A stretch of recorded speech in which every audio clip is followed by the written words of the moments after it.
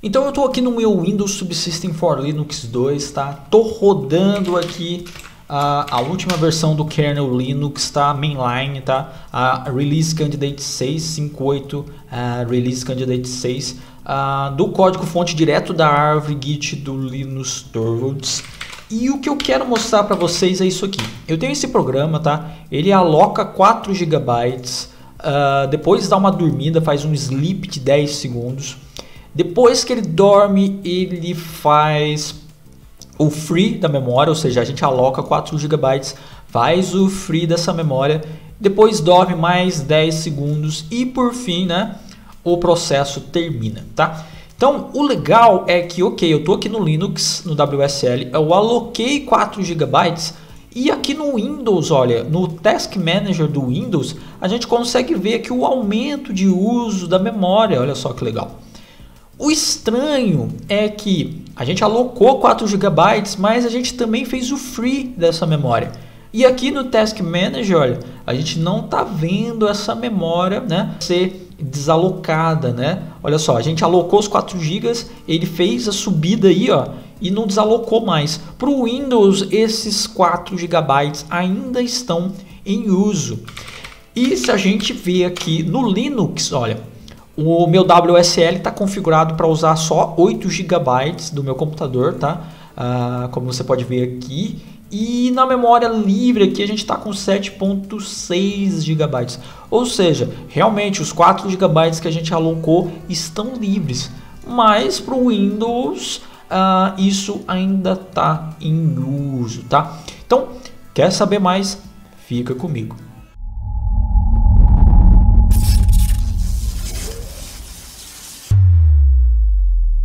Opa pessoal, Matheus Castelo aqui, e se você não me conhece, eu sou engenheiro de software para sistemas embarcados, kernel Linux Developer, e nas minhas horas vagas eu gosto de compartilhar as coisas que eu estou estudando e trabalhando aqui nesse canal do YouTube. Então, se você gosta desses conteúdos sobre kernel Linux, sobre Linux embarcado, Windows Subsystem for Linux 2 e mais, se inscreva no canal para receber mais conteúdo. Beleza, mas vamos ao assunto aqui, tá, pessoal? A primeira coisa que eu tenho que falar para vocês é que esse problema de uso de memória, quando você aloca a memória no Linux e isso não volta, né? Você limpa, você faz o free dessa memória e isso não volta para ser usado no Windows, isso já foi resolvido, tá? No kernel downstream, ou seja, no kernel que vem no WSL2, né? Que o pessoal da Microsoft trabalha nele. Deixa eu demonstrar isso aqui para vocês.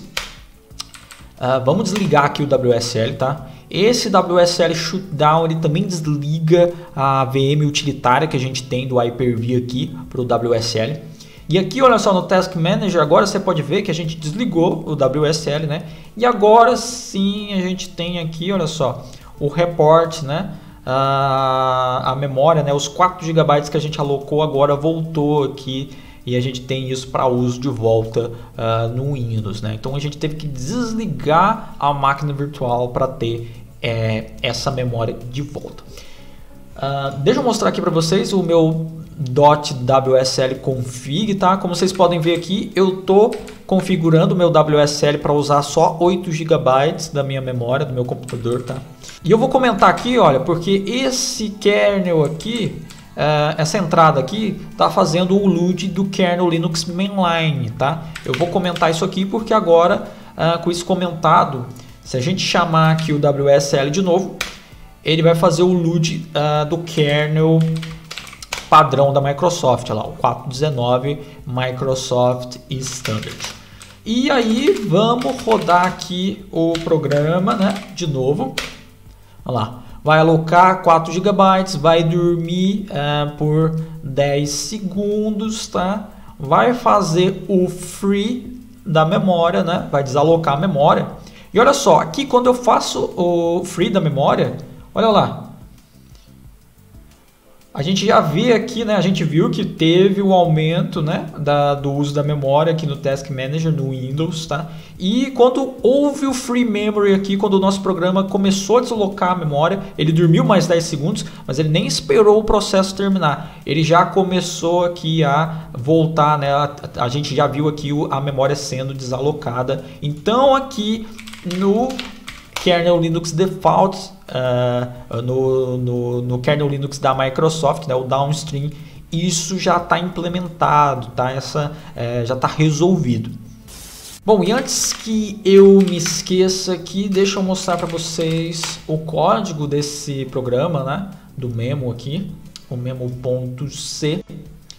É um programinha bem simplesinho. O que ele está fazendo? Está alocando 4 GB, né, num ponteiro aqui de char. Tá dormindo aqui para a gente ver, né, o aumento do uso da memória. Depois disso ele faz o free do ponteiro, tá? Ou seja, desalocou a memória, tá? E dorme de novo mais 10 segundos para a gente ver a curva agora da memória sendo desalocada, tá? E é só isso, e acabou. É só isso, bem simplesinho. Bom, e aí a gente pode verificar aqui no GitHub, né, do repositório da Microsoft aqui, do WSL2 Linux Kernel, que é onde a gente tem o código fonte do kernel Linux que é usado aí para o WSL2, tá? Que a gente tem esse commit aqui do Sunil, que é um kernel Linux developer aí da Microsoft, e ele implementa aqui o Hyper-V Support for Unused Page Reporting, ou seja, ele está fazendo um reporte aqui de páginas não usadas. Então a gente precisa disso implementado no driver do Hyper-V no lado do Linux. O que está acontecendo aqui por debaixo dos panos é isso aqui. A gente tem o Windows e o Linux rodando em cima do Hypervisor, tá? Que aqui no caso é o Hyper-V da Microsoft. E aí é o Hypervisor que gerencia os recursos, que gerencia o hardware, tá? E eles estão sendo utilizados aqui pelos dois, né? Tá sendo compartilhado aqui esse hardware pelos dois sistemas operacionais. E aí, tanto o NT kernel quanto o kernel Linux, eles precisam de um driver que sabe como conversar com o Hypervisor, tá? E pedir aí os recursos, né? Memória, processamento e tudo isso. No caso do Linux, a gente tem o Hyper-V Balloon Driver, tá? Que é o cara que implementa as Hyper-V Codes, né? Que é o cara que sabe, né, como pedir memória para o Hypervisor. Então, ele tem lá esse mecanismo, tá? Ele sabe, ele pede lá o Hypervisor, eu estou precisando de memória. E aí o Hypervisor responde, beleza, vou alocar aqui essa memória para você. E ele vai encher o balão, né? Ele vai pegar essa memória e vai deixar num cache dentro do Balloon Driver, tá? Mas da mesma forma que a gente tem esse mecanismo de pedir memória, a gente também precisa de um mecanismo para reportar ou para notificar o Hypervisor que beleza, a memória que eu pedi agora não está sendo mais usada, você pode botar ela de volta aí como free. E isso tem que ser implementado também no Balloon Driver, né? No Hyper-V Balloon Driver, tá? Então, a gente precisa ali de Hyper-V Calls e tudo mais para notificar o Hypervisor. O Hypervisor sendo notificado, ele vai ele vai desalocar a memória e essa memória vai estar aí de volta, né? Para outras virtual machines que queiram usar isso, ou até mesmo para o Windows, né? Poder utilizar essa memória de volta. Então o problema que a gente tem no mainline é exatamente esse, a gente não tem esse mecanismo implementado ainda no mainline.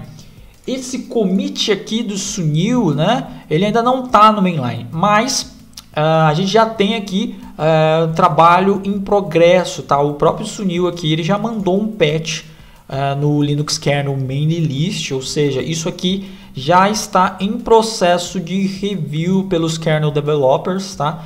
Então essa funcionalidade deve entrar em breve, tá?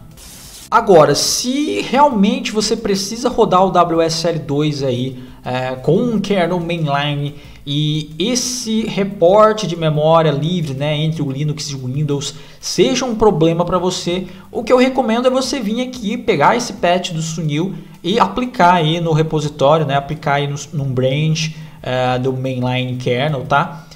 Para usar essa funcionalidade, tá? Eu já fiz isso aqui, deixa eu mostrar para vocês. Eu tenho aqui um repositório, eu tenho aqui um clone da árvore do Linus Torvalds, tá? E aí eu já apliquei aqui nesse branch aqui, ó, no WSL Unused Page Reporting, eu já apliquei o patch do Sunil. Deixa eu demonstrar aqui para vocês. Eu já compilei esse kernel aqui. Deixa eu desligar o WSL. Vamos configurar ele aqui. Ó, eu vou descomentar essa linha aqui, que é a linha que vai carregar aqui o kernel Linux que eu compilei, o mainline, né, o 5.8 Release Candidate 6 com o patch do Hyper-V Balloon do Page Reporting do Sunil, tá? Show! Vamos chamar aqui o Ubuntu de novo, nosso WSL2. Vamos verificar aqui a versão do kernel. Beleza, 5.8 Release Candidate 6. E aqui eu coloquei a versão, né? Eu coloquei o nome da versão de Balloon aqui para eu saber que eu estou rodando o meu kernel Linux com o patch do Sunil. Mas vamos ver se esse negócio funciona mesmo. Vamos rodar lá o programa, né? Ele vai alocar 4 GB, vai dormir. Aqui no Task Manager a gente já pode ver a memória sendo alocada, lá subiu aqui, tá dormindo. Ele vai limpar a memória, alocamos a memória, agora a memória está desalocada. E olha só, o Page Reporting já está funcionando. Agora com o patch do Sunil, olha lá, o processo morreu. Agora com o patch do Sunil a gente consegue ver aqui, ó, que realmente a memória está sendo desalocada, né? O driver lá do Hyper-V Balloon está reportando isso, está notificando o Hypervisor e ele está desalocando essa memória. E isso está voltando aí para ser usado aí no Windows, tá? Olha lá, voltou ao que estava antes, tá? Então realmente funciona. Então, pessoal, eu acho que é isso, tá? Se você quiser estudar mais e se aprofundar aí no Hyper-V Balloon, né, no driver do Hyper-V Balloon, eu vou deixar link na descrição para o Linux Kernel Main List, para o patch do Sunil, tá? Vou deixar link para o commit dele no repositório do GitHub da Microsoft, do WSL2 Kernel Linux também. E vou deixar link para o meu GitHub, que tem lá o branch do patch aplicado, se você quiser utilizar como base, tá? Então eu acho que é isso. Espero que você tenha gostado desse conteúdo. Se você gostou, não se esqueça de deixar o seu like. Não se esqueça também de se inscrever no canal, tá? Se você não gostou, não tem problema, deixa o seu dislike também, não tem problema. Ficou alguma dúvida, quer fazer algum comentário, deixa aqui nos comentários, vai ser bacana, tá?